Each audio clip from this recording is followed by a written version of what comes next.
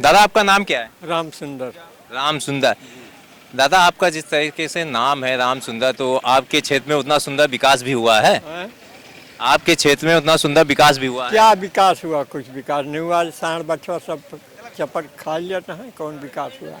अच्छा, सब आदमी- साढ़ बछुआ से आप परेशान हैं? हाँ, रो रहे हैं, सब परेशान हैं। जितना गला नहीं पाते उतना सब चौपट करके अरे बैठ गए। योगी जी बोल रहे हैं कि हम तो अनाज दे रहे हैं। अरे अनाज दे रहे का अपने घर से दे रहे हैं, हमरे तुम्हारा तो अनाज है। अच्छा, हमारा तुम्हारा। हाँ, और क्या? बिल्कुल, जो अनाज मिल रहा है वो किसानों का है, और भी जनता है उनसे भी जान लेते हैं, उनकी भी राय लेते हैं। दादा आपका नाम क्या है? विजय यादव।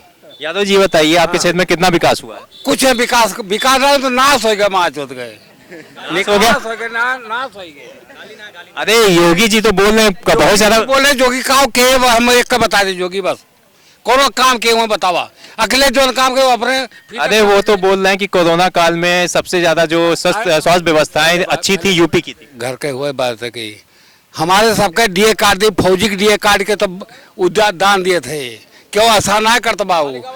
पूरे जितना कर्मचारी उनके डीए कार्ड के वो दिए थे, अनाज कौन 5 किलो कौन मतलब बा? चलिए बिल्कुल, एक दादा और भी उनसे भी जान लेते हैं, वो कुछ कहना चाहते हैं। दादा आपका नाम क्या है? हमारा नाम मालिक सिंह। मालिक सिंह। तो क्या लग रहा है आपके क्षेत्र में कितना विकास हुआ? खूब विकास हुआ, कुल विकास है। विकास किस तरीके से हुआ है? कथुम पछड़ा है ये, कुल मत विकास करे हैं। वो एक चला हुआ 4000 रुपया एक बीघा बोआई लागत है, और बचत ना कुछ। खड़ा है खेत में दिमाग बा। बिल्कुल, मतलब ये खड़े हैं, विकास बा बढ़िया। मतलब ये विकास को इस तरीके से देख रहे हैं कि क्षेत्र का विकास नहीं हुआ है। और भी जनता उनसे जान लेते हैं। भाई साहब आपका नाम क्या है? अमर केस आजाद अमर केस आजाद जी। आजाद जी, देश को आज़ाद हुए लगभग 70-72 साल हो चुके हैं, ठीक है, और देश ने 75वां आज़ादी महोत्सव मनाया है, ठीक है। तो ऐसे में आपको क्या लगता है कि आज़ादी के बाद जो केंद्र में सरकार रही, कांग्रेस की रही, भाजपा की सरकार आप देख रहे हैं, और वहीं यूपी की सियासत की बात करें तो यूपी में भाजपा की सरकार मौजूदा है, और अखिलेश की भी सरकार रह चुकी है, और बीएसपी की भी सरकार है।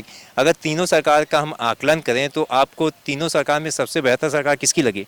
अखिलेश यादव की। कहाँ है भैया? उनके सरकार में विकास के जो भी हुआ केवल विकास हुआ है।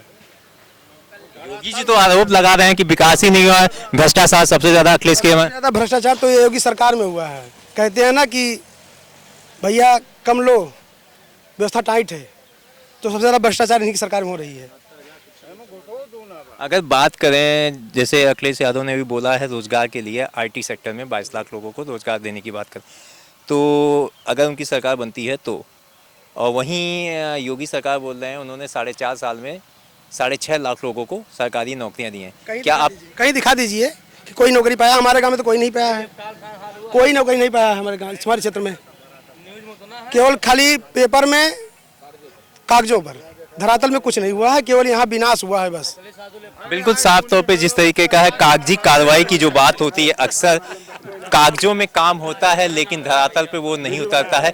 यहाँ पे और भी जनता है, उनसे भी जान लेते हैं, उनकी भी राय ले लेते हैं। युवा हैं, क्योंकि किसी भी प्रत्याशी को जीत का रास्ता जो पहुँचाती है, विधानसभा पहुँचाती है, तो कहीं ना कहीं वो जनता जनार्दन होती है। उसके वोटों के ही माध्यम से जो विधायक चुना जाता है या सांसद चुना जाता है, तो उन्हीं से ही हम जान लेते हैं कि वो उनकी क्या सोच है। भाई साहब आपका नाम क्या है? मेरा नाम नीतीश है। नीतीश जी, आप युवा हैं, आपकी उम्र कितनी होगी? 21 साल। 21 साल। तो आपका ये पहला चुनाव है जो इसमें वोटिंग पहला विधानसभा चुनाव है जी। चलिए, आपका पहला विधानसभा चुनाव है, तो आप किस तरीके से देखते हैं इस चुनाव को? युवा हैं। देखिए, पहली बात बीजेपी के शासन में ना जो बेरोजगारी की बात करते हैं ना शिक्षा की बात करते हैं। ये केवल मंदिर मस्जिद और धर्म के नाम पर राजनीति करते हैं। भाई साहब, अभी मंदिर मस्जिद की आपने बात कर दी, तो वहीं पे अगर देखा जाए तो अखिलेश यादव हैं, ठीक है, जिन पे आरोप भी लगता रहा जातिगत समीकरण। आपको भी याद होगा कि ये जो पिछला चुनाव की बात करें, पिछले चुनाव में जो होता था कि उनके बैनर पोस्टरों में जालीदार टोपी नज़र आती थी, लेकिन इस बार के चुनाव में ऐसा कुछ नज़र नहीं आया है। और वहीं पे राम के नाम पे अखिलेश भी इस बार मंदिर जा रहे हैं, वहीं कांग्रेस पार्टी भी जा रही है, वहीं बीएसपी भी जा रही है, और भाजपा का तो हमेशा हिंदुत्व चेहरा रहा है। ऐसे में आपको क्या लगता है?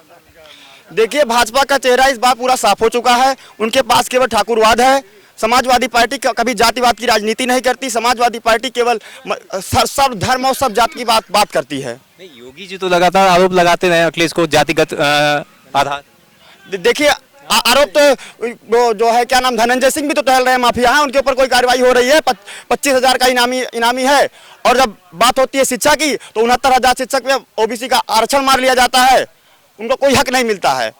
बिल्कुल साफ तौर पे जो युवा है, युवा में गुस्सा है और गुस्सा रोजगार को लेकर है। रोजगार को लेकर और भी जनता है, उनसे भी जान लेते हैं, उनकी भी राय ले लेते हैं, क्योंकि जो विधानसभा चुनाव है और 10 तारीख को रिजल्ट आने वाला है। और जो आपका चौथे, भाई साहब कौन से चरण में? चौथे चरण में, पांचवा कट कर दो, दोबारा देंगे।